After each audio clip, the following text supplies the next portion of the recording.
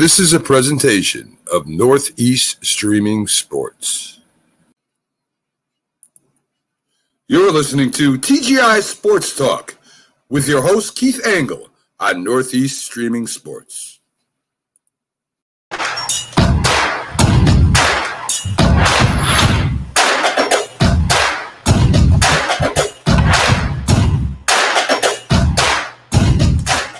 A very good evening, everybody. Keith Angle here for TGI Sports Talks College Football Huddle. As you can see, we're back in the studio, back from vacation. Had a great time in the Caribbean. Our October and February retreats, as they were. If you saw some pictures, there's some interesting stuff there. Follow me on my personal page, and you'll see some very red Keith, and you'll also see some interesting shots with no context. But we welcome everybody on Facebook and YouTube and Twitter tonight. Great to be back here in the studio, and great to be back with all of you guys. And I hope you are ready to bring some topics to the table tonight. We'll be following all of the news around college football, and there's a lot going on, of course. As always, we're a week away from the very first of this year, college football playoff rankings. So we'll have Larry Sorenson from Wake Forest on later. Wake Forest color analyst, Larry Sorenson. And we'll talk some ACC football. We'll talk some Wake Forest football. We'll talk a lot of football tonight. I'm sure our Southeast Conference elitists will be in with us as well. Somehow John DeLon got some comments up yesterday. I don't know how he did that. I hope John comes in tonight, because I don't understand how it could have happened, but it's very interesting. Anyway, before we get started tonight, guys, and by the way, this will be on Roku also tomorrow at 11:30 in the morning, Friday at 11:30 in the morning. And don't forget to catch us. Are You Serious? We'll be back as well Friday morning, 8 o'clock, with the Mad New Yorker and the Sunday Stream of Consciousness as well. Before we get started tonight, I want to give out a quick a shout out tonight, if I can find the right banner. Oh, I'm having some trouble tonight. I'm trying to get back in the swing here, guys. I've been used to doing this for a deck of a cruise ship. Anyway, I want to give a shout out to Greg Rawlings and the group Football is Life. Greg does a couple of groups. One is this one, Football is Life. Almost 18,000 members now, strong. He's asked me to be to help out as a moderator on that page, as he's a bit overwhelmed because he runs a bunch of different sites. Another one that I love to post the baseball content to is America's Pastime for the Love of Baseball. So Greg's doing a great job. The football one, I'm just starting to get into more. I've been really into the baseball one. He's got a lot of former players that are active members. I mean, participating members. Many of them I've interviewed and had on my shows, and hope to have some others as well. I know I keep promising you guys, we're going to get back to some interviews at some point. Just gotta find a way to fit it into my schedule. So anyway, great job by Greg Rawlings. Greg, keep up the great work. By the way, he does a lot of giveaways. I'm not sure whether we do it or he does it. I'll say we now, since I'm helping him moderate a little bit, as much as I can anyway. He does some great giveaways on the baseball site. So again, remember that one too. That's America's Pastime for the Love of Baseball. He does some fun giveaways, and check it out. And I've got to find out. John DeLon says hi, but this is from last night at 7 o'clock. I don't know how I got the show ready to go, like I often do the day before. And John somehow was able to get in and make some comments. So he's calling it now, by the way. We'll put it up so he doesn't say we didn't later. There's his playoff. The final rankings will be. So good call there. Good evening to Kenny Gifford. How are you tonight, buddy? Good to have you with us. Carlos, the rankings. How can they not still have Ohio State in the mix, Carlos? They're undefeated in the Big Ten. They're the number 2 team in the country. Did I miss something somewhere along the lines here? No big shock there. They got a big game at Penn State this week, but we know how I feel about James Franklin and Penn State. They don't win against top 10 teams. So he's 2-19 now. So put your money on Ohio State. Kenny Gifford again. Hello. Good evening, Rick Sherlock. His Georgia Bulldogs are chugging along. Gustin, how are you today?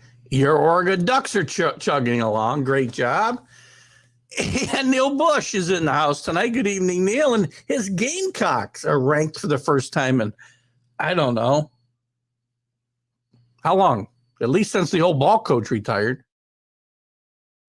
Great job out of the Gamecocks with a big win over Texas A&M. I said a big win. Is that even a big win? Shane Beamer's doing a great job there, though. They love him in South Carolina, Columbia, right? I read an article today about, is he going to be up for a bigger job? I don't think South Carolina necessarily has to be a stepping stone. Here goes my monitor again. A stepping stone job. You're in the SEC. Where are you going to leave to go from? You're not at the top of the SEC, but it's a pretty good program. Where are you going to go? Unless one of the top jobs opens up in the SEC. I think guys got to stop talking about Shane Beamer. And by the way, he beats Jimbo Fisher. And on the site that I follow for coaches on the hot seat, Jimbo is ranked number 3 as far as being on the hot seat. Jimbo ain't getting fired, guys. He can't get fired. How do you fire a guy and pay him $86 million to go away? That's what they owe him to walk away today. $86 million. This is becoming a huge problem across college football as programs are locking up coaches too soon. They did it with Jimbo because they were afraid to lose him to LSU. They gave him an extension of an extra an extra million plus a year. They did it with Mel Tucker at Michigan State. They did it with my favorite whipping boy, James Franklin at Penn State. 100% guarantees in these deals, guys. You can't fire them until they're near the end of them. You're not going to pay Jimbo Fisher $86 million to go away. Unbelievable. Good grief. Penn State will bruise them up, but not win. I don't know. Frank,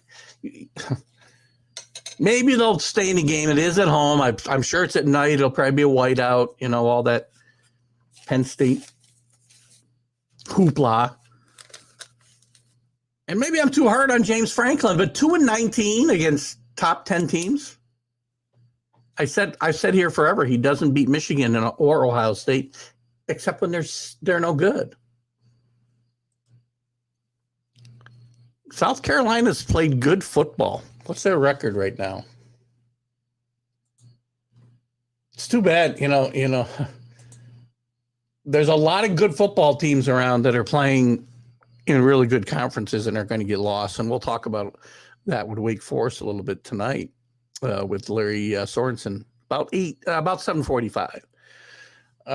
South Carolina is now 2-2 in the conference and 5-2 overall. Good team, good football team.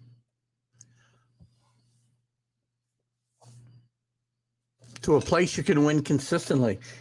But you're not gonna get. He's going to get paid to stay at South Carolina. He's not going. Where's he going? And we're back to talking about Shane Beamer again. He wouldn't leave except for a better job and more money. Where is that? Because the top jobs in the SEC aren't coming open. Clemson's the only better job in the ACC. The top jobs out in the Pac-12 are kind of locked up. Same in the Big 12. There's no place for him to go. Big game with Florida as it relates to tradition. Good point, Rick. Oh my gosh, I got an awful cough. I hope I'm not getting sick. If you're talking about the Georgia And that is this week, right? Georgia and we'll find it while I'm talking about it here. Georgia, Florida. Why? Kirby Smart, I think Kirby Smart floated the idea of turning this into a home and home series. We talk about tradition. You mentioned tradition in your post. Do you want to see this become a home and home series or continue it the way they've played it now for a long time? And you've got the largest outdoor cocktail party in the country is what they bill it as, isn't it? Jimbo has more losses than Kevin Sulam and less wins after 75 games than Kevin Sulam, who was fired after getting similar, not the same kind of money, but he was extended. And by the way, Kevin Sulam never went worse than 7-5 at Texas A&M. If Jimbo finishes 7-5 this year, it'll be a minor miracle. Hello again, Augustine. Good to have you with us. Neil, A&M has a history of overpaying big names. Started with Dennis Francione. Good. Wow, you go back in time. They've had some good football coaches there, though. I mean, Francione, I don't think was one of them. Didn't Dennis Francione even leave there to go to Alabama for a small time? One of those myriad of coaches that were there between Bear Bryant and Nick Saban. Texas A&M had some good coaches with some good records. Jackie Sherrill did pretty well there. Slocum did pretty well there. Not Todd Slocum. Sulam had a decent run for a little bit, and that flamed out.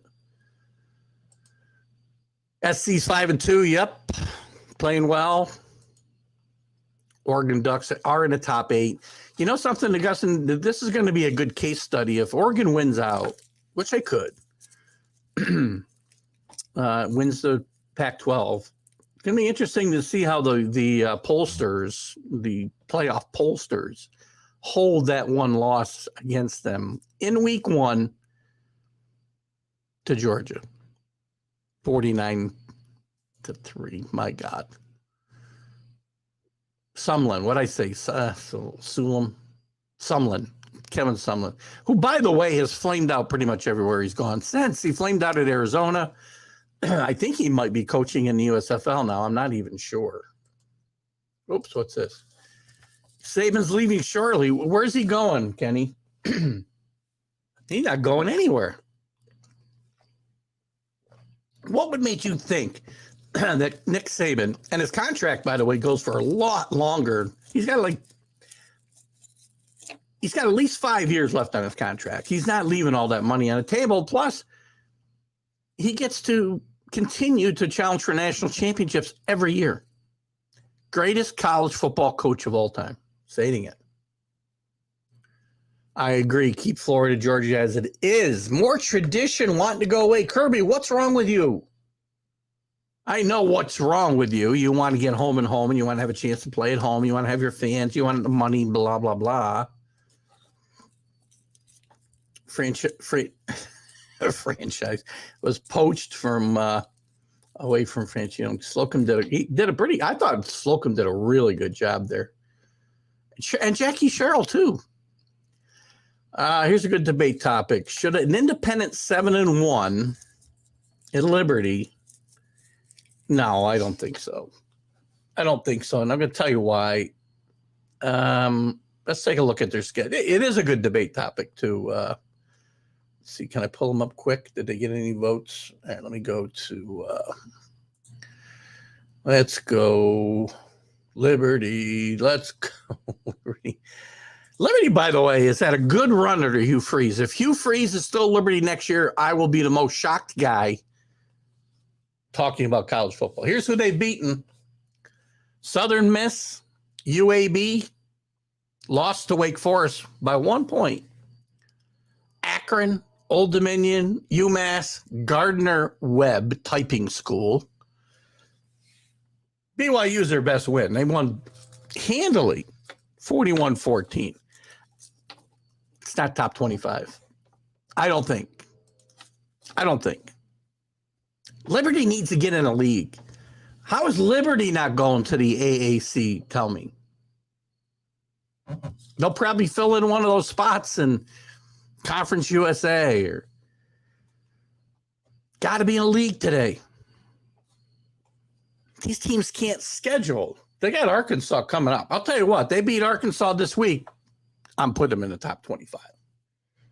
They got a couple good games left. They got Virginia Tech and Arkansas. Then they got UConn and New Mexico State. So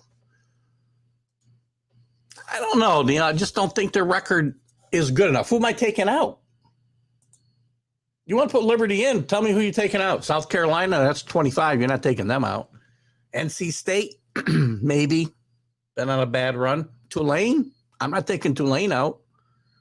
Beat Kansas State this year. I'm not taking Kansas State out. I'm not taking North Carolina out. I'm not taking Cincinnati out. There's nowhere else they can go. So you've either got to drop North Carolina State or South Carolina. And you might get an argument that maybe NC State deserves to be dropped at this point. They have not played well the last month.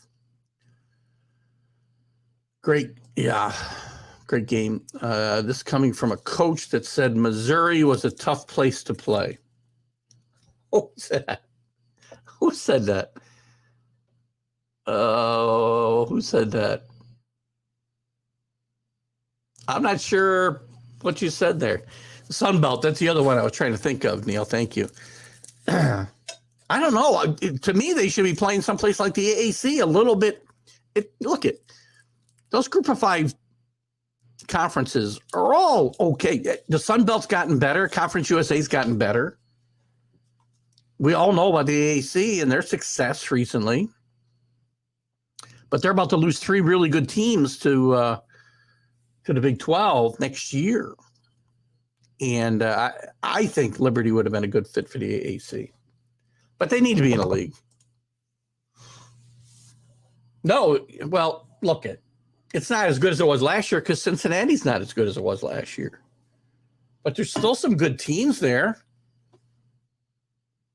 Maybe and look at they've had a really good run over the last 7 years. Let's say 6 years with UCF. Where'd my standings go? Did I lose them? You know why? Because I know what I did here. Hold on, I got to get back out of this Liberty page. Let me go real quick to the AAC. Tulane's really good this year, by the way. And it seems like every year somebody new rises to the top, or every couple of years, somebody new rises to the top there. Now it's Tulane, and Cincinnati's still playing good football. Won 6 in a row. That Texas A&M loss doesn't look so good. UCF with some of the best football facilities in the country, 5-2. Houston, big disappointment. That pulls this league down. I will say this, Carlos, to your point, they're not as deep for sure. I think they're good at the top. I think Cincinnati's good. I think Tulane's good. I think UCF is good, but they're not as deep. Teams that have been good historically, Memphis has been pretty good the last decade. SMU's been pretty good. Losing Sonny Dykes hurt them badly. And we know about the bottom dwellers. So the league's going to need some help when those best teams go. Oh, Kirby's smart. Yeah, well, we all know playing at Missouri is a tough place to play. Look at Kirby Smart's a great coach. I mean, we were just talking about, and I'll get to that in a second. Let me go back to Kirby Smart. We were talking about coaches, and some of these colleges. Look at they keep doing this madness of giving these guys these contracts with no guarantee. I'm sorry, full guaranteed buyouts. So you're stuck with guys like Mel Tucker. Let's just say he doesn't. Maybe he's not the guy. It certainly looks to be he's not the guy that Michigan State thought he was. Kirby. Jimbo Fisher is not. James Franklin. Look at it's going to cost $70-80 million to buy these guys out. That won't happen. Who are you going to give those contracts to? You can give them to Nick Saban. You can give them to Kirby Smart. These guys are chasing mediocrity. It's only helping the teams at the top. NC State is on a downward trend, and that's if I was going to drop somebody for Liberty, it would have to be probably NC State. The only school in the ACC is Clemson, and they're overrated. Well, they haven't lost, so there is that. They did have some close calls. So if you want to tell me Syracuse is no good and they should not have been playing that close a game with Syracuse, Syracuse has played some pretty good football. Wake Forest is a pretty good football team. North Carolina's playing really well. Georgia Tech's a surprise. That Coastal's a mess, though. I mean, it's quite possible Georgia Tech could play for. I think North Carolina will probably win that division. But it's possible Georgia Tech, who fired their coach, will be playing in the ACC championship game. Very doubtful. I'm going to talk to Larry Sorenson about the fact that next year there is no conferences. No divisions in the conference of the ACC. Some other divisions are going, or some other conferences going the same way. If that were the case, then teams like Wake Forest and Syracuse and Florida State would still probably not Florida State. They got 3 losses in the conference. Would still be in play for the championship game. They're not going to be now because they both lost to Clemson, so they're technically 2 games behind them. Has Carlos been forgiven and provided proof of his claims? He thinks he provided proof, but he didn't. But again, let's not rehash that today. We'll rehash that. Maybe that's got to be a topic for Friday and my head can explode again. But, you can't. Let's not get into that again. Guys, you can bring opinion, okay? But don't ever bring me uncorroborated facts. I bring opinion a lot. I'll only give you facts if I know, and I'll admit when I'm wrong. But you got to have some corroboration. And Carlos thinks he corroborated it, but he did not. Who else can he beat up? Wait a minute. I take exception to that. I do like debating with Carlos, yes. But I will call him out. Put him in timeout if need be. But I don't think he's the only one that can out-debate. I need a guaranteed contract for $86 million. I'll take a guaranteed contract for $500,000 right now. Fire me after a year. Well, maybe $1 million. Money doesn't go as far as it used to. With the way this country is being run, my money's disappearing. Syracuse does have a really good defense, and I think they got a really good quarterback, too. That was a tough loss for them last week. Very tough loss. This is exactly my point. Coaches, managers, these guys will walk away with tons of money. That's why you can't fire. Well, you can fire Aaron Boone. You're not paying Aaron Boone $86 million to walk away. And I don't want to get into baseball now, but my feelings on Aaron Boone are well documented. But these college schools, and sometimes it works out. Brian Kelly right now has been a good hire for LSU, but we'll see how that continues. They'll be breaking into the top 25 if they win this weekend. But some of these schools are going to be saddled with setting back their programs a decade the way they're doing this. I mean, there was a time where when you paid somebody out $10 million, was a ton of money to buy somebody out of a contract. Now, without cause. Now, you saw what happened with Brian Harsin at Auburn this year, or before this year, is they tried to find cause to fire him and not have to pay him. It's interesting in my mind that some of these allegations have come out this week about Texas A&M and some of the locker room shenanigans that might have been going on. Don't be surprised if the witch hunt starts, because if they can find cause, if they can find, well, he's already had recruiting. He's towed the line on recruiting issues, but that was pretty much, he was set up by a high school coach. And if I remember right, Dan Mullen fell into the same thing. But in the midst of that, Texas A&M gave him that extension. So, how they going to, the only way to get rid of these guys is you find some way to trump up charges against them. By the way, Aaron Boone wishes he had contracts like Jimbo Fisher and James Franklin and Mel Tucker and et al. Have. Aaron Boone is not getting that kind of money. $86 million. They could pay him to walk away tomorrow, probably for 10. I don't know what he's making. I just know he's not. I just know he's not getting $86 million if they fired him tomorrow. LSU, you think they're in? I assume that's who you're talking about, since that's the last team I mentioned.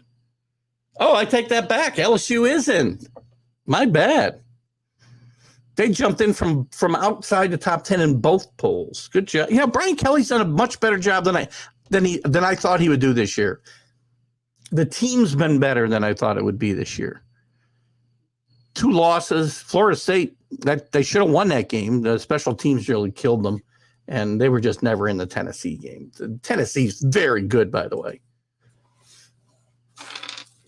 You pick guys on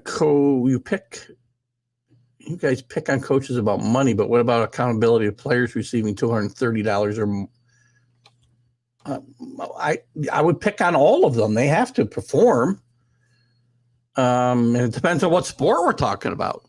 Football, most of those contracts are not guaranteed. Baseball, they are. If they don't perform, they get their money. I mean, I get on guys for not earning their pay. I don't say Jimbo Fisher and these guys aren't worth the money. If they were winning, obviously the schools thought they were worth the money, but they got scared about them going somewhere else. Jimbo Fisher had a much better track record than Mel Tucker. Mel Tucker might be the worst of them all. One good year, 10-2. And you're afraid to lose him so you lock him up for 10 years, nearly $80 million. I see LSU is number 18. I did miss that one. So good job. So yeah, Kenny, I get on where it's warranted. I'll get on anybody, but not just about money. It's about performance. Has to go along with it. Nick Saban's the highest paid coach in any sport right now, and he deserves every penny that he gets. Have to rank them as they get into the better teams. Who, the coaches or the Tennessee versus? You know what? It's gonna have to go ways to beat that Alabama Tennessee game. That was a great game, unless you like defense, of course. Tennessee, I think Tennessee's the real deal. I think Tennessee's going to win the SEC. Sorry, Rick. Sorry, Alabama fans. And only one team's going to get in from the SEC this year, I think. It's hard to tell because, there's so much yet to happen. There's a lot of big games that involve all of these teams. ESPN, if you go to ESPN, you can find they've got this, I don't know what you want to call it. What I do with it here? They got, you can pick a team. And they'll play out, different scenarios and then give you the percentage of their chances to get in. Right now, by the way, I'll give you the top 12 teams ESPN has here and their chances of making the playoff.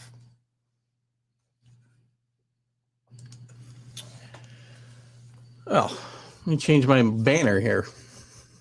What are we doing? We're just going around the league here, right? Let's just swing around. Excuse my cough tonight, guys. So anyway, number one, Ohio State, 81% chance to make the college football playoff. Georgia, 69%.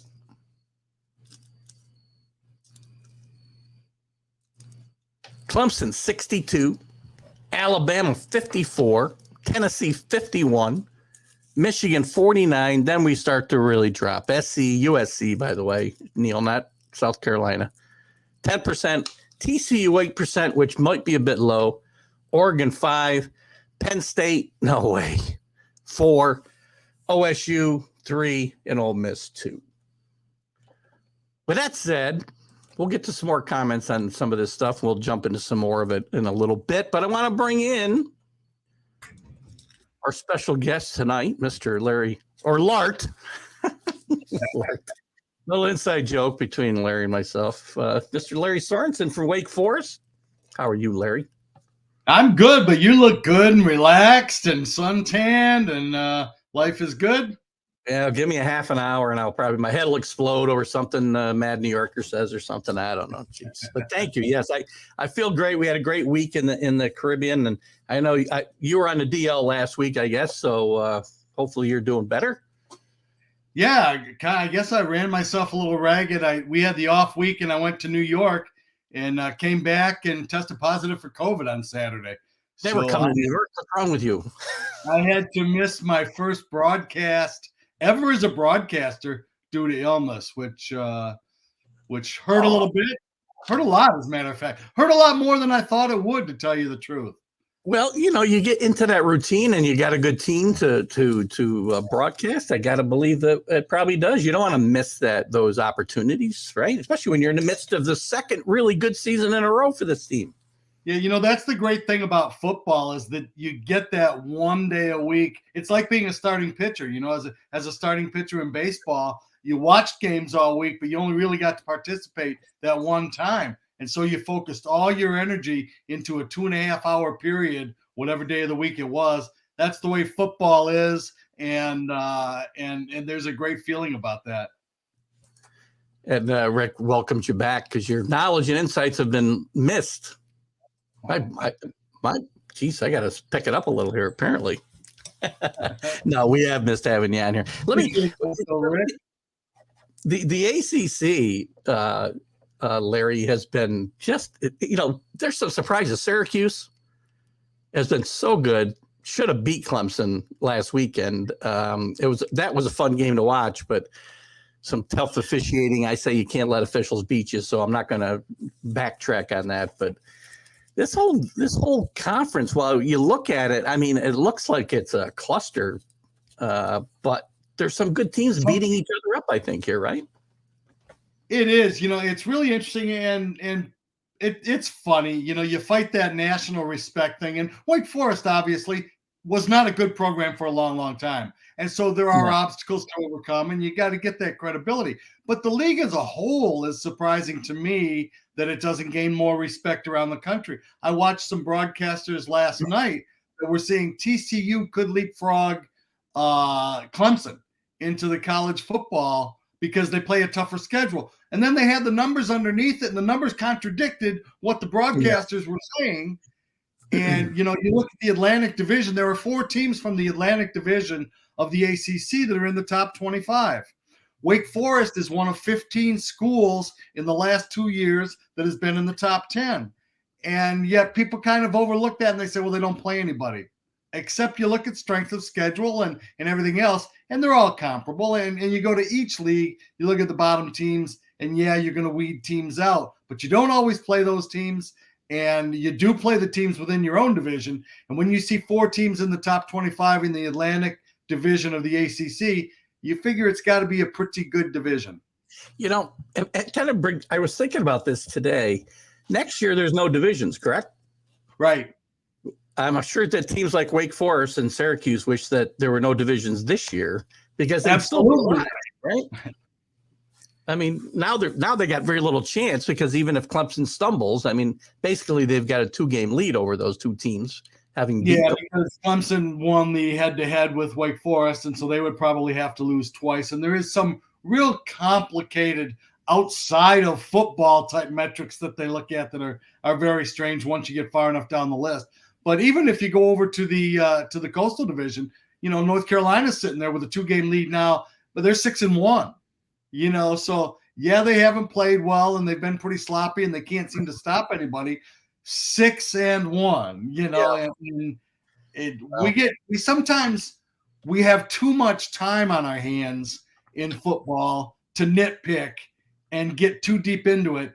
And I think a lot of the people look at the standings, remember 10, 20, 30 years ago, remember, losing one game or watching a half of one game that turned out to be the worst half they played all year, a particular team, and that's what you judge everything on. And there's nobody that really sees the whole picture, but there are a lot of guys out there that see more than most.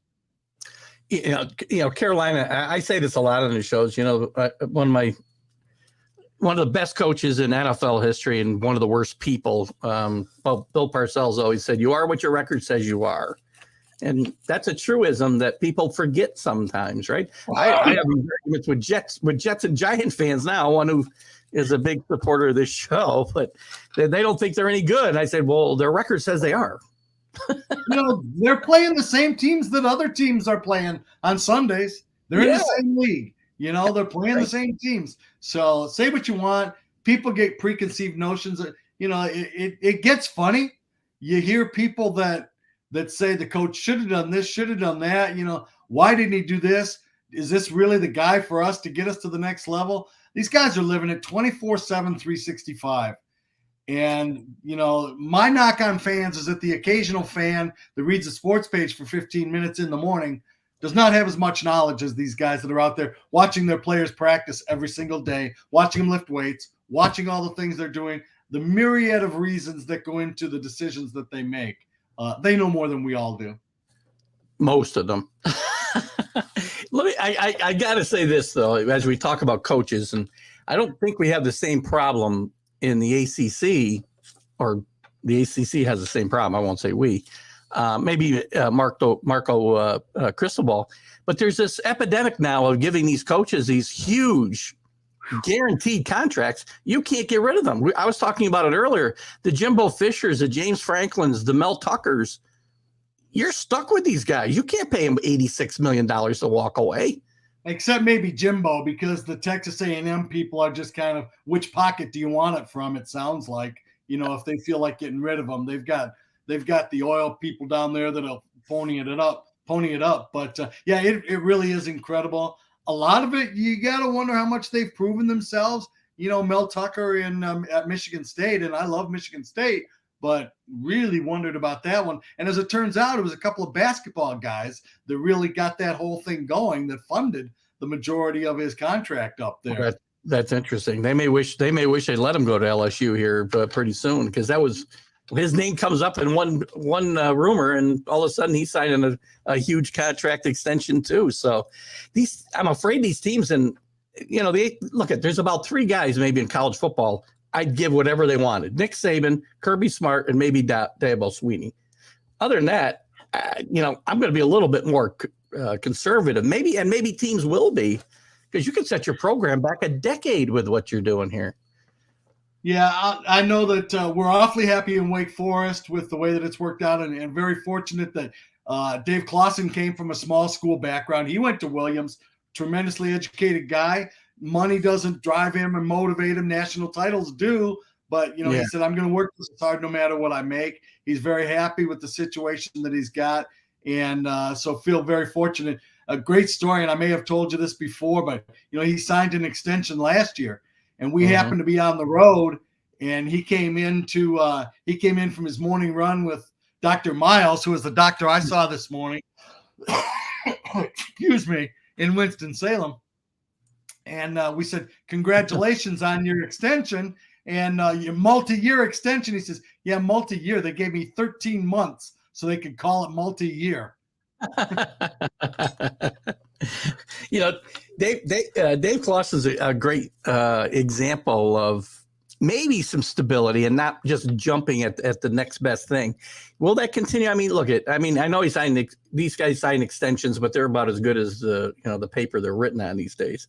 Unless you're, but he's kind of a peculiar case too, because he coming from the educational background that he did in football, he's a reserve defensive back and backup quarterback, and so he didn't play a lot at a really small school, and the academics were unbelievable, and so he's a very educated man that takes that side of thing and the scholastic side of thing very, very seriously.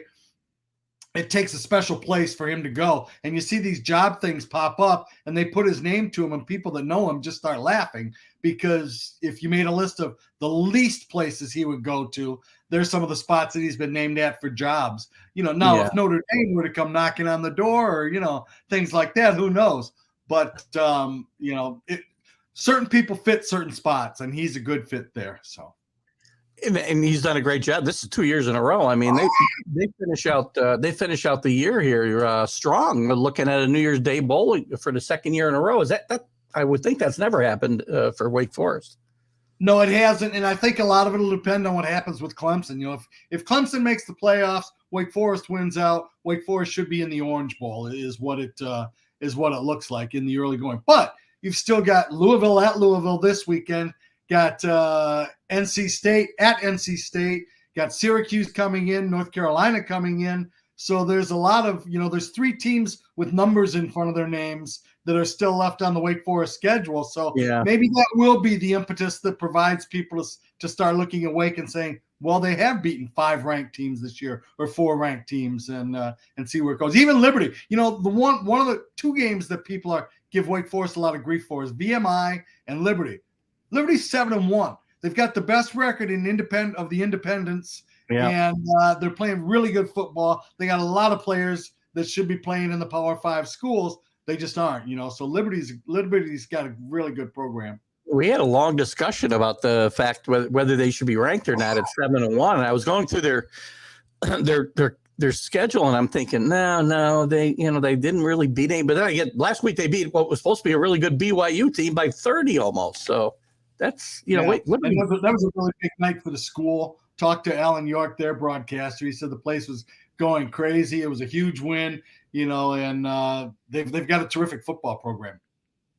Hugh Freeze has done a great job there. I'd be shocked. I'm shocked he was there this year. I'll be shocked if he's still there next year. One of these ACC schools may come calling for Hugh, maybe. I don't know. You never know. Again, it might be one of those things where he kind of got a second chance at Liberty, and sometimes you fit in the right spot for a certain reason, and maybe he feels a little bit of redemption for the fact that they brought him back and he's got some loyalty. Maybe the school fits with his personality. Who knows what it is, but we'll see. Rick's got an interesting question. This comes up a lot on my shows, whether it's college football or baseball, whatever it might be. And you're a professional athlete. I mean, how important do you think it is to have played the game, and not necessarily on a professional level, right? But have played the games that we talk about to be able to speak intelligently on the way the game should be played? Well, it's one thing to speak intelligently about it and have good conversation about it. It's another thing to take it for granted the level that people do it at. And, people tend to think, well, I was the best player on my Pony League team, so I probably could have played some at least AA ball. It doesn't work that way. The higher it gets. And so it's one thing to have the information, to understand the X's and O's. And there are an awful lot of people that you can have great conversations with. It's when people veer into, I know the feeling of having that ground ball go through my legs. You do, but you don't have that feeling in front of 45,000 people. And it's different than when it's 17 moms and dads. Right. That's a great point. It's a great point. And then the pressure factor, until you do it at that high level, you don't understand until you stood over a $8 million putt, 3-foot putt, it's not the same as a 3-foot putt for $2 against your buddy on Sunday morning. You drive for show and you putt for dough. There you go. While we're on golf, I'll tell a quick story because we're on that kind of the same vein. Lee Trevino famously talked about he made like a 20-footer to win a big tournament. Obviously, this is a long time ago. He won whatever, $500,000. And they said, "Was that a pressure-packed putt for you?" And he goes, "Not really." He goes, "Pressure-packed is when you got like a 5-footer and you're playing a $10 Nassau and you got nothing in your pocket." And the guy doesn't take an IOU. Yeah. Right. So back to the, what are your thoughts about, the ACC's obviously had some surprises like Syracuse and maybe some disappointments like NC State. What about around the league? Who are the teams that have really, really caught your eye this year and maybe have an outside shot at that Final Four? I think the league has been a little bit more disappointing in the surprises than it has been teams that have come out of nowhere to be surprises. We knew North Carolina had good athletes. It looked like their year was off to a rough start and could have gone the other way on them pretty easily, but they've regrouped. They got a terrific quarterback and an outstanding receiver. So they've done a nice job with that. Syracuse, they are a surprise, but we beat them in overtime at Syracuse last year. And they pushed us around the field, and it was in their place. And their quarterback, they just changed their offensive scheme. So they've only been really doing what they're doing with this quarterback for about a year now. And it's really been impressive what they have done. So they've been a good surprise. Florida State's disappointed. NC State, obviously, a big disappointment.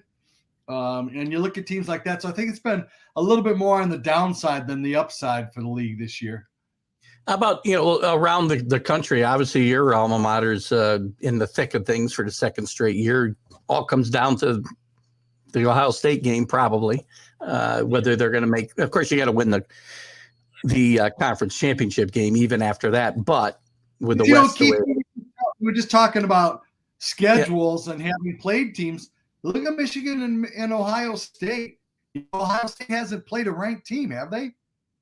Ohio State, I do not believe this weekend will be their first ranked team they played, Penn State. And, so when you're looking at strength of schedule, how good are they really? I believe they're very good. The receivers are unbelievable. And the quarterback is unbelievable. And the defense is very, very good, it appears. But you put a different team in there, and all of a sudden that evens things out real quickly. And you don't, one step. And this is one of the biggest surprises that I've realized about football in the last 6 years doing it for Wake Forest is how precise it is in terms of inches making a difference, inches in leverage, inches in a catch, inches in this and that. It looks like a bunch of big old guys pushing each other around and running fast. And there's really, you get a couple extra pounds on the outside shoulder makes a difference from a play going 30 yards to being a 2-yard loss, and that's been kind of a surprising thing. Those teams also get away. We talk about the scheduling, but, obviously you don't know who's going to be good from year to year, so you can't really predict all of that. But these two teams, Michigan and Ohio State, are only going to play 4 road games, not counting the championship game at a neutral site. 4 road games. TCU is going to have 7, I think. Road games. It's weird. And, I throw a disclaimer up because I don't watch a lot of West Coast football. I just don't get the chance to. And obviously on Saturdays, my Saturdays are pretty well tied up, and you're taking peeks at the monitor between doing other things and greeting people and getting down to the field and prepping for your own game. And then I've got a 2.5-hour drive after the game back home. So I don't get a chance to watch a lot of West Coast football. So I can't speak as intelligently as I'd like to about that, which I guess doesn't stop me from speaking about it anyway, but You just defeated the last thing we talked about. Yeah. But how good are some of those teams? We'll find out when you start playing the other teams. And as we narrow it down and the pucker effect comes into play as we get through these last 5 games, it's going to be a lot of fun. College football is a lot of fun, and this is a good year. It's a great year. In fact, I was looking at that. We were just talking about the Wake Forest schedule. I wanted to look at Clemson's to see if they have any stumbles in front of them where maybe Wake Forest can jump in there. They still got Notre Dame, which might be, no, that's next weekend. They're on a bye this week, I think.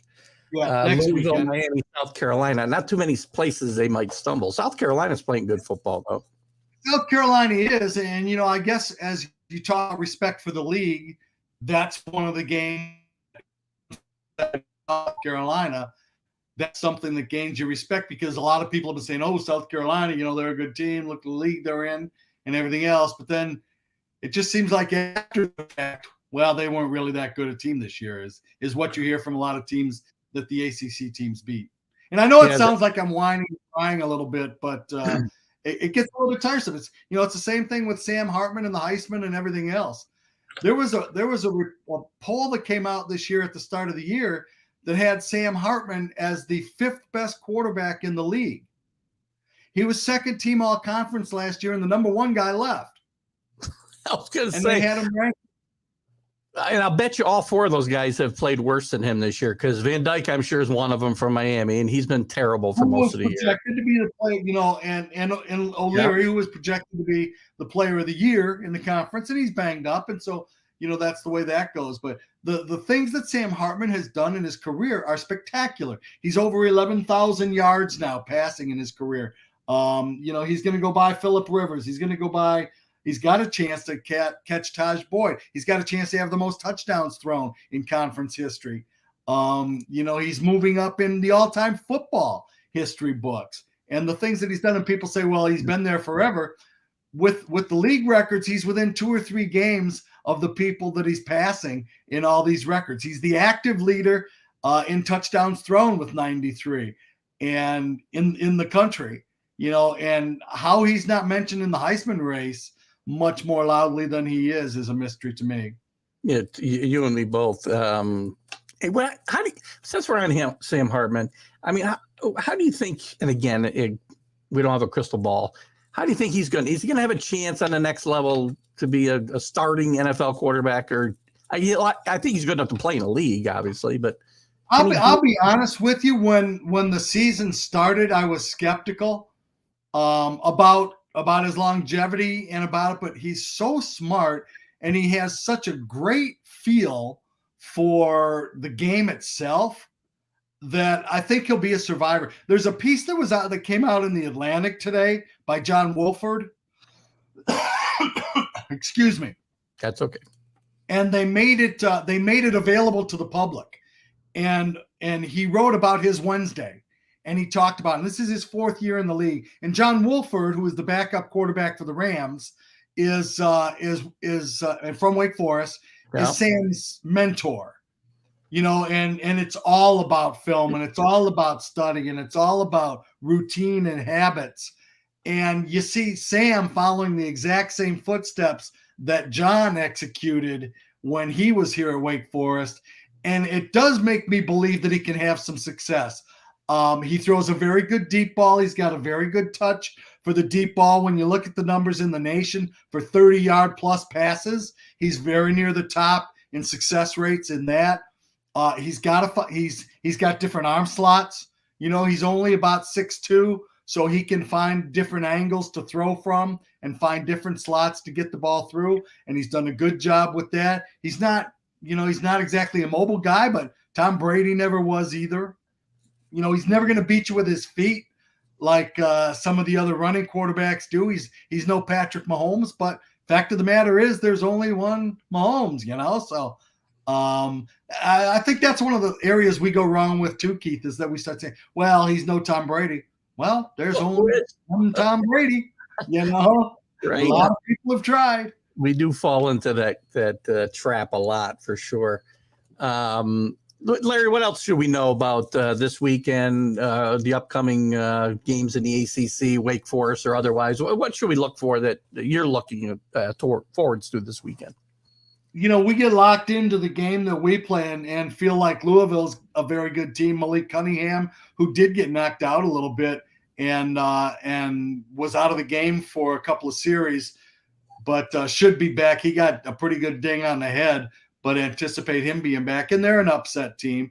Played better recently. Yeah, he has been better. And you look at the career numbers for him, and he's got some amazing career numbers. I don't know. It just seems like in the last couple of years, Keith, what you think is going to happen, it just isn't happening. There's upsets all over the place, and people are surprising you all over the place.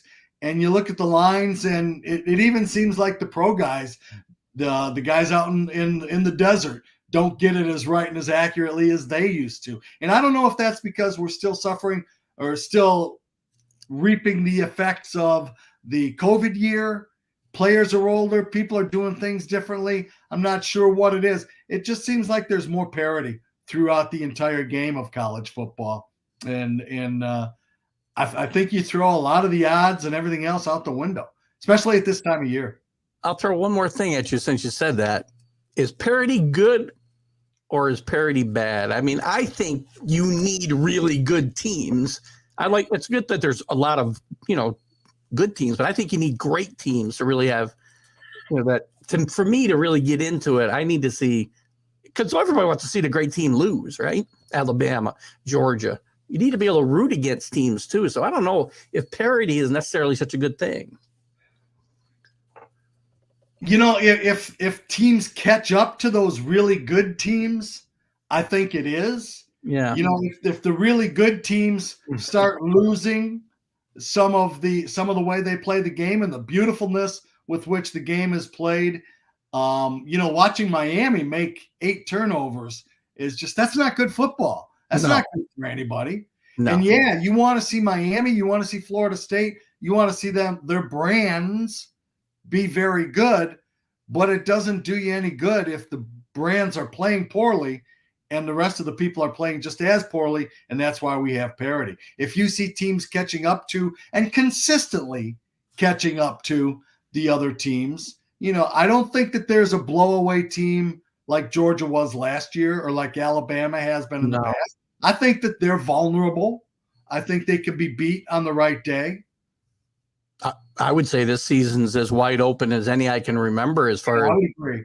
I wouldn't be shocked. Everybody, we think we're locked in with Georgia and Ohio State, let's say in the Final Four, if nobody else. I was going through some odds when you came in that were posted today on ESPN, but I wouldn't be surprised to see any of those teams fall out of the 4, which is you wouldn't necessarily say last year. No, absolutely right. And I think that the other thing is that the coaches are looking to see why they're so dominant and how they're doing it. And the training techniques are becoming equalizers. Dave Clawson talks about during the bye week, giving 14 players the week off and these practices off because they mark every practice. They measure your effort on every play during practice because of the equipment they're wearing. And so they brought a guy from the NFL in that is the evaluator of all of that stuff and overall performance levels and strength and fitness guy. And it's remarkable what they can measure. And if everybody catches up and raises the level, I think it's good for everybody because it makes better football games, more spectacular plays, more spectacular teams. Athletes are getting bigger, stronger, faster. Who knows how long that can keep going in any sport. But for right now, they're getting bigger, stronger, faster still. And if everybody catches up, I think it's great. The speed is amazing. When you watch games, it's amazing. Unbelievable. Watching Boogie Basham run I think he did a 4.5 at his pro day, 4.59 at his pro day. He's 290 pounds. Right. You got to be kidding. I run with a sundial. I run the 40 for crying out loud. Jeez. Anyway, Larry, thanks for coming in tonight. Always great having you in. Talk not just ACC and Wake Forest, but everything in college football. I wish your team well this weekend. I think you got a tough road to go, but you beat these teams, as we said, in front of you. We're looking at another really, really good Wake Forest season. So if they march through these last 5 games and put up a pretty good showing, it's hard to ignore. At some point in time, it's hard to ignore. And people say, well, those aren't good teams. Well, then why'd you vote for them to be in the top 25? Well, I'll root for them since my team is lost for the year. That's for sure. Thank you, Marco. Anyway, Larry, thanks for coming tonight. We'll talk to you soon. Thank you. Have a good night. Have a good weekend. You too. Bye-bye. Feel better. The great Larry Sorenson. I didn't get to some of your comments there, guys. Sorry. I was trying not to go backwards. And Alan, I know you had some projections up here. And let me say good evening to Dave Guyette, by the way. Good to have you in with us, Dave. And you're right. Syracuse played much better. Played really well against Clemson and, played better than any of us could have expected them to. I didn't bet the game, but if I had, I would have bet Clemson, and Syracuse gave them everything they could handle. So thanks for coming in. And Alan, I know we had a couple of these projections that you had up here. The only reason I didn't put them up is these bowl there's a gazillion. I can look at these bowl projections every day, and they change every week, especially at the least. And there's so many games to be played yet that it's impossible for me to really dive into these things. Maybe a few teams like Wake Forest. LSU, it's got a ways to go for me to be. And again, I don't know who can keep track of all the affiliations now, right? And the fourth best team in the ACC is committed to going here. Who can keep track? Another reason we need a playoff and maybe make these bowl games more, at least the bigger bowl games, more important, more meaningful going forward. So I just can't get into that too much. Now, playoff projections, that's a little bit different. You're only picking 4 teams to get to the top 4 spots, not trying to predict bowl matchups amongst 50 teams. No, 50 teams. How many teams make the? There's got to be 40 bowl games now, right? Sorry for my cough, guys. Anyway, you're projected. This is your current projection, Georgia versus Clemson.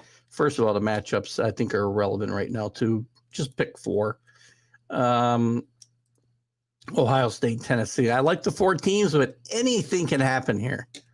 There's probably, and this is why I'm interested because, we're looking at the rankings, the AP rankings or the coaches poll rankings, whichever rankings you're looking at. And there are liable to be big changes next week when you look at the first playoff ranking. That's what I'm really looking for. But I'll tell you right now that I would say that there's at least 10 teams that are probably alive, maybe more, depending on, there could be some big upsets. There could be 2 big upsets. Ohio State could go lose to Penn State, which I don't think they will, and you know why. And they could lose to Michigan, and all of a sudden they're out. So, somebody could, and we've had teams come from 14 at this point in the season to the top 4. Are 14 teams alive? I don't know. How many teams are alive? Let me go through this list. You guys can tell me who you think is alive, who isn't. Georgia, absolutely. Ohio State, absolutely. Tennessee, absolutely. Michigan, Clemson, Alabama still alive, even with that loss. Because that's not going to be a bad loss if they have, that's their only loss. What's going to be interesting is if Alabama gets to the title game, loses a really close game. Let's say they play Georgia, lose a really close game. Tennessee's not a bad loss for them on the road. Can they possibly get in with 2 losses? It's possible. No other team probably can. Because, again, it's when you lose. So if Georgia or Ohio State loses 2 games from here out, they're going to be in trouble. Anyway, who else? TCU, absolutely. Oregon is alive. They got to win the Pac-12, obviously. They've got to run the table, but they're alive. Oklahoma State, great comeback win against Texas, but that loss to TCU when they were up 30-13 hurts them a lot. I don't know if I can say they're alive, but hey, if they beat TCU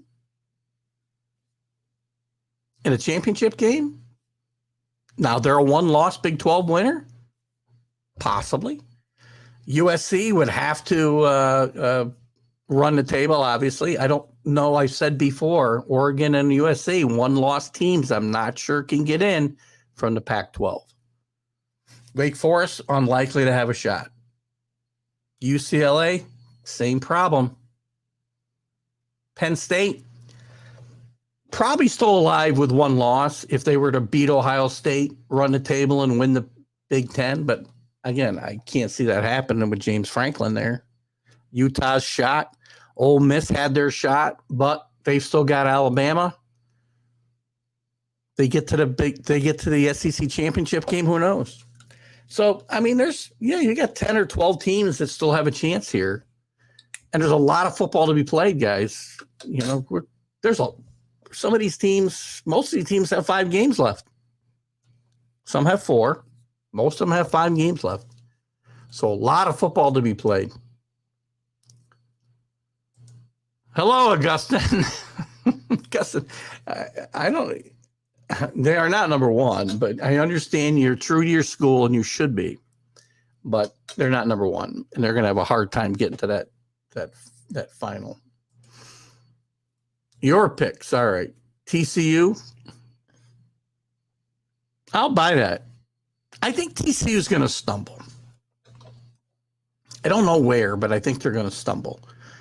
And I mentioned and I mentioned to Larry too. We talked about the scheduling, and it's going to be interesting if a one-loss TCU wins the Big 12 championship.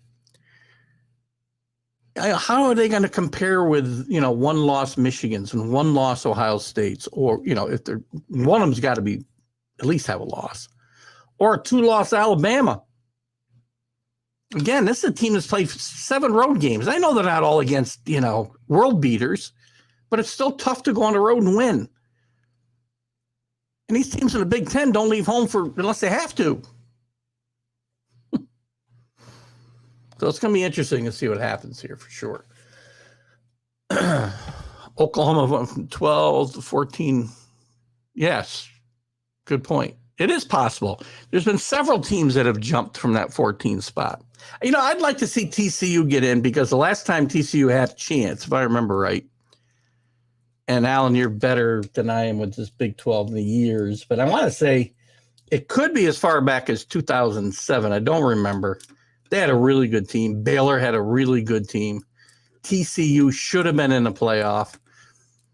And they were ranked 4. And again, that's what I was worried about with Cincinnati last year. And then with the final vote, they dropped them out. I think for Ohio State. I don't remember the year. Alan, you're pretty good at that. But it's unfortunate. If anything, it would be the Big 12 title game against Oklahoma State. Let me take a look at the rest of TCU's schedule. Sonny Dykes. Best hire this year. Always like Sonny Dykes. They still got Texas and Texas Tech. Texas has trouble closing out games, but they're talented. They're gonna take the field probably with more talent than Texas TCU. Well, they got Baylor left. They got Iowa State, which I know is near the bottom of the league, but still a dangerous team. So let's not count this team in the conference championship just yet, or undefeated into the championship game, at least just yet. These teams Texas Tech been very competitive. You've talked them up yourself, Alan. Baylor's, falling off a little bit, but the game's at Baylor. They got to play Texas at Texas. They're not home free yet. 2012 Rose Bowl against Wisconsin. Is that the TCU team I'm talking about? Yeah, they were high as number 2, and that during those bowl rankings, they never fell out of the top 4. During the weeks they were doing the rankings. Had to be 2012, I'm thinking. Until the last week. How can you be the top 4 teams, but then the last week you're not without losing? Makes no sense. Oh boy, what else did I want to talk about here today? Let's look at some of the games for this weekend, and we'll go through some of these games, maybe do some picks, and talk about whatever else you guys want to talk about here as we go through. Let's take a quick look because there's some good games to take a look at. Early on Thursday, we've got Virginia Tech at North Carolina State. Virginia Tech's not having a great year, 2-5 right now in the ACC. I would see North Carolina State's going to rebound here. Utah and Washington State. Watch out. This game's at Washington State. Utah's been very up and down. Much better at home than on the road. This could be a potential upset. Notre Dame playing better, a little bit better. They're 4-3. They go to Syracuse. I'm going to pick Syracuse to beat Notre Dame here. I don't know what the line is. I don't have the lines in front of me. But if Syracuse is not favored here, I'd be shocked. But maybe the biggest game possibly is Ohio State going to Penn State. What time is this game? Oh, 12 o'clock. So it's not going to be a night game in Happy Valley. That's a selling point for Ohio State. Ohio State, I think, is going to go in there and just run roughshod. CJ Stroud still probably neck and neck with Hooker for the Heisman, I would say right now. I think they'll look to put on a big show, as big a show as they can, with a big Fox audience at noon.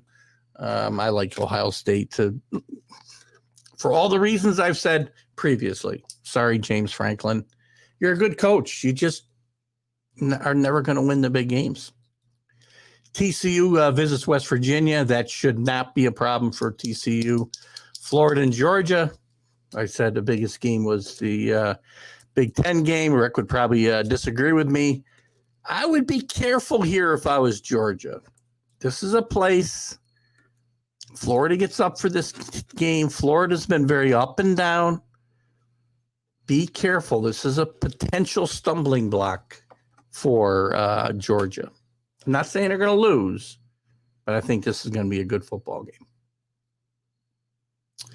Oklahoma State and Kansas State, one of these three top 25 matchups Alan's referring to. Number 9 against number 22. Tough place. This is a tough spot for Oklahoma State. Great comeback win last week after blowing that big lead against TCU that's still got a sting. Sanders has played much better at quarterback this year. Love Deuce Vaughn at Kansas State. This is going to be a fun game, I think. This could be a game that determines one of the participants in the Big 12 championship game, I would say. I like Oklahoma State here, though. Wake Forest goes to Louisville. Louisville's played better of late, probably saved Scott Satterley's job, at least for the moment. He won't get fired during the season. I said Satterley. Is that how you say his name? I'm probably not even saying his name right. He's got to be on my hot seat list here. Has he come off? Maybe he's gotten himself right off that list. It looks like he has. Well, we'll call him Satterley for now. Alan, my ombudsman, will correct me. We'll look at some of these coaches on the hot seat, maybe. It's amazing. Again, I'm shocked at how many guys just can't get fired. Illinois, big surprise. Don't be surprised if Illinois shocks somebody here in the Big Ten. They got Nebraska at Nebraska. Illinois is at least the third best team in the Big Ten. They could prove otherwise with a big upset down the road, but right now they're probably the third best team playing really good football, LSU, under Brent Bielema. Cincinnati at UCF, not a bad game. I like UCF in this game. Cincinnati's been kind of scraping by here and there. Hasn't played. They're 6-1, but they've struggled here and there. Missouri at South Carolina. I think the Gamecocks will win again. Missouri, despite Kirby Smart's thoughts, are not a good football team. Interesting, Tennessee and Kentucky. Tennessee is really good. We know that. They're the real deal. Hooker might very well be in a driver's seat for the Heisman right now. I think C.J. Stroud is right there with him. I love Kentucky. Love Levis, the quarterback. I don't think the offensive line is good enough. They've been very banged up. They've lost they've lost the games that I think they shouldn't have lost. So I think the talent level's down there. I like the chance that Levis gives them here, but I think they're going to get beat pretty handily by Tennessee. USC at Arizona, that will be a good place for Arizona. I'm sorry, for USC to get healthy again.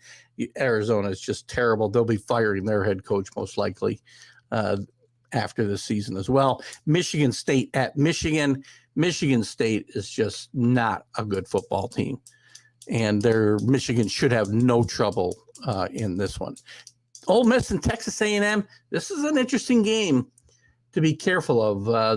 Ole Miss getting their first loss last week, getting really just demolished in the second half by LSU.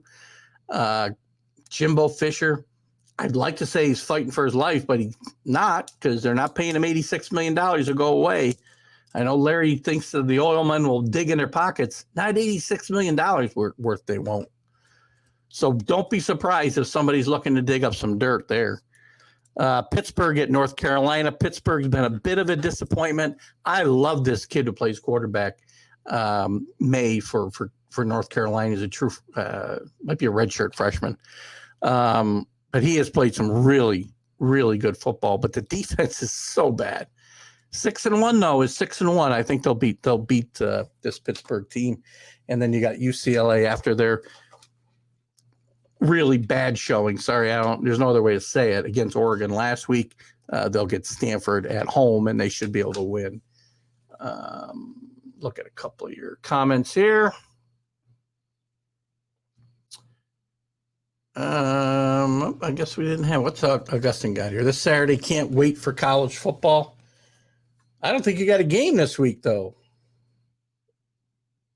Oh, you do. You got California. I skipped right over you. Sorry about that, Augustine. You're at Cal. I think you said you're going to this game, aren't you? I'm afraid to put this up. No, I'm not putting that up. The bots are out. You can ask your question, but I'm going to look very closely. Guys, Facebook is becoming a dangerous, dangerous place. What else did you want to talk about this weekend? I had a couple of other topics. You guys can throw some stuff at me. How about the coaches in trouble? Listen, I've got this coach's hot seat that I monitor. And they've got Jimbo Fisher, number 3. Keep saying Jimbo's not getting fired. How can they fire him? I don't like some of these picks they have here. Jeff Scott at South Florida, probably goner. Brian Harsin, he's a goner at Auburn. Pat Fitzgerald, probably a goner at Northwestern. Really good football coach. He'll land somewhere on his feet. Butch Jones, not doing much with his next chance. It's probably his last chance at Arkansas State. Mario Cristobal, they've got at 7. He's not getting fired after 1 year. Not going to happen. Danny Gonzalez from New Mexico. Can't say much there. Steve Sarkisian, they're not going to risk Arch Manning walking away from his commitment to Texas, so I doubt he's going to get fired. Then they're going to have an interesting decision to make at quarterback because Quinn Ewers has played pretty well. Brent Venable at 10. Brent Venable's not getting fired in his first year. After his first year, it's just not happening. Jed Fish at Arizona, as I mentioned, his second year, they're just as bad as they were before. He was the Patriot quarterback coach. Maybe we can bring him back. David Shaw at Stanford, Kurt Ferenc at Iowa, some longtime coaches on this list in trouble. Who else? Tom Allen at Indiana. I'm not so sure he's in trouble. He's a really good football coach, and this team has done well. Maybe not as well as we thought they were going to be doing after they lost Michael Penix Jr., who's done pretty well for himself at Washington. Not as recently. Not so much recently. Willie Taggart, who's been everywhere, he'll be getting fired most likely at Florida Atlantic. Terry Bowden, who knew he was even still coaching? Louisiana Monroe. And then you got some others. Mel Tucker's on this list as well. Again, too big a buyout. not getting fired. Just not going to get fired. All right. Well, this is a legitimate question. I hope Jimbo Fisher's on that list. He is on the list, but he's not getting fired, Don. And welcome to the show. Again, we've had some interesting, and I'll go back to your other questions, because the reason I didn't take your post seriously was because I've had some issues with bots, let's say, in the room lately. So is Jimbo Fisher on the list? No, simply because of that, as I've said, I know you just joined us, and welcome. Glad to have you. New viewers are always welcome. And we love the fact that you're participating. He's not going to get fired because 86 million reasons why not. That's what they got to pay him to go away. $86 million. Won't happen. Don has got another question.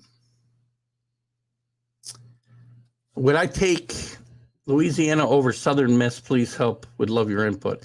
We may have had you on the show before. I would. That's a tough game. Who's at home? I will give you my best advice. I got to see where they're playing. That's all. Because I didn't have them up in my. Now let's just go here since we're nearly done here anyway. Bear with me a second here, guys, while we get Don some answers. Where is that game being played? Got to get to the right schools. And maybe you can tell me and I can find it faster. Of course, I can't find them at all. I'll tell you what. I would say take Southern Miss in this game if they're at home. There they are. Let's see where this game is. Sorry about the wait there, guys. Oh, they're at home. I'm going to take Louisiana. No, I'm sorry. Ole Miss is at home. Take Ole Miss. Boy, that convoluted enough. Alan, 2014 TCU was number 4 heading into the final week of the season. Even with a win, they were dropped to 6 because they didn't have a title game that year. Right. I remember that now. And Baylor was also left out. Baylor might have been 5. So we talked about Jimbo Fisher. No, not on the list. Baylor was their only loss, 12-1 finish. Perfect example. And again, I understand Big 12 didn't have a championship game, but if you remember, they didn't have a championship game because I don't think the NCAA allowed them to, because they only had 10 teams. But I remember, at the time, you had to have 12 teams to play a championship game. Yeah, the game's at Southern Miss, so I'm on Southern Miss. Don, were you on our show last year a lot asking me for picks? I hope I helped you out a little bit. I like Southern Miss in this game. I really do. Probably won't bet them, but I like them.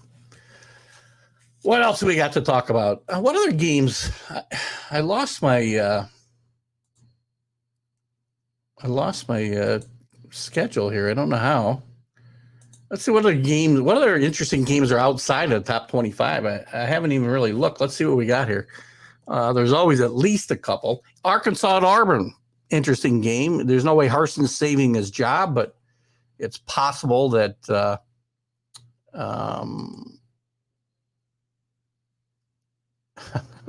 sorry. Oh my God, I'm just looking at something that was funny to me. Oklahoma at Iowa State, 2 teams that should be better than what they are. UConn playing decent football, relatively speaking. I think they're 3-4, 3-5 maybe. Jim Moore's first year. Georgia Tech at Florida State. Georgia Tech playing better football since they fired their head coach, Jeff Collins, and Mike Norvell's fighting for his job at Florida State. I'm just not sure that he's going to be able to make it. My team gets to go to Virginia. What a disappointing year this is for the Hurricanes. My God.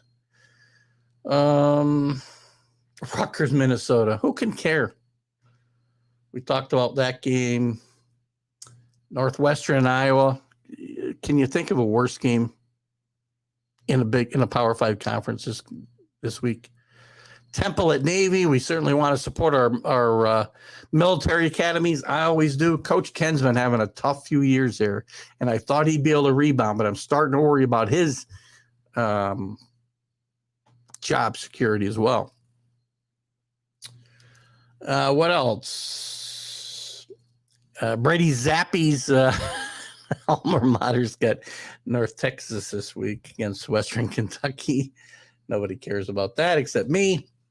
I like to make myself laugh. UAB at Florida Atlantic. We said Willie Taggart's in trouble. UAB's got a pretty good football team, and this could be a game that Willie Taggart needs to win to save his job. Ole Miss at Texas A&M. Boy, Lane Kiffin's got to be careful here. Baylor at Texas Tech. Big 12's got some interesting games. And nothing else on this on these games. This is really one of the worst games, one of the worst weeks for a lot of marquee matchups in my mind. So, all right, guys, I'm going to wrap her up here. I think if we're done, I'm going to jump over to Sports Scopes here in a little bit with Robert Butler. Do a little bit with him as we wrap up another edition of TGI Sport Talks College Football Huddle. I thank Larry Sorenson for his participation tonight. I thank all of you guys. Wonderful, wonderful job again tonight with comments, and I certainly appreciate that. Alan, Don, Rick, Kenny, Carlos, Neil, whoever else I might have forgotten. And Alan adds, yes, both Baylor and TCU were jump out of Ohio State. That's what I thought. Just that year's always left a bad taste in my mouth. All right, guys, we'll see you on the flip side. We'll be back next week with another live college football huddle. We'll be on live Friday morning with Are You Serious with the Bad New Yorker. And God knows what else we'll have going for us. Anyway, Keith Engel, TGI Sports Talk. Have a great night.